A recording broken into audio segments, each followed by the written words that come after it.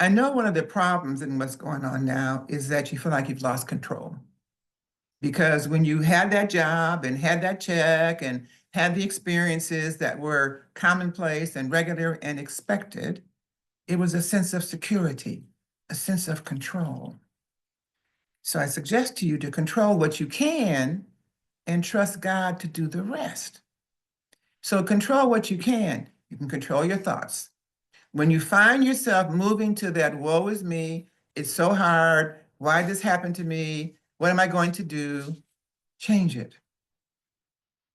Be thankful that it happened because it's causing you, forcing you to change.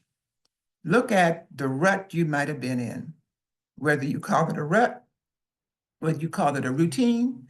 I call it sometimes autopilot because people get to doing something. They get in their jobs and they drive to work following the same pattern. They don't want to go, but they go anyway. You work with the people you don't really like, and on and on and on and on. They call JOB jumping out of bed or JOB just over broke. But now you can look at it differently. You may be just over broke, but there's still some things you can figure out that will change that.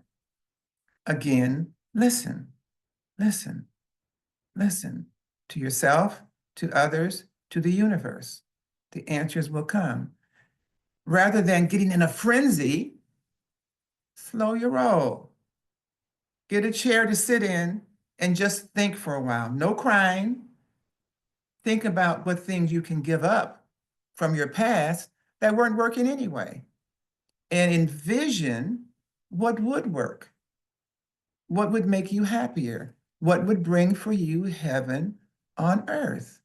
It's not going to come tomorrow. It's going to be a shift and it's going to take some time. And you're going to have to ride it out. There's no question about that. But what's your ride out mantra? What can you say to yourself to bring your spirits up, to raise your vibration, to move you forward? It's there. You have to figure it out. Maybe it's a family job. Maybe it's a best friend job. Maybe it's a something you can start a collective group in your community, in your even household, where you do this together. This is not a time to be solitude. This is a time to pull in your resources, the people who support you, the people who can help you, the people who know you, the people who you can talk to, the people who are doing some other things who can bring you different perspectives. How can you leverage your passion, what you love or what you hate, your experiences, what you've gone through in your life, the expertise, which you've learned in your life? How can you leverage one or more of those three, your passion, your experience, and your expertise, to create a new life for yourself? The life that you had is changing. The life that you've had has changed. So go ahead and accept it.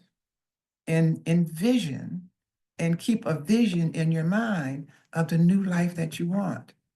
And then you'll begin to get step by step by step what you can do and how you can get there. Take a step every day. There'll be small steps in most cases, maybe a few bigger ones along the way, but every day make a small step to your future, to what you vision, to what you vision, to what you vision. What do you vision? Write it down.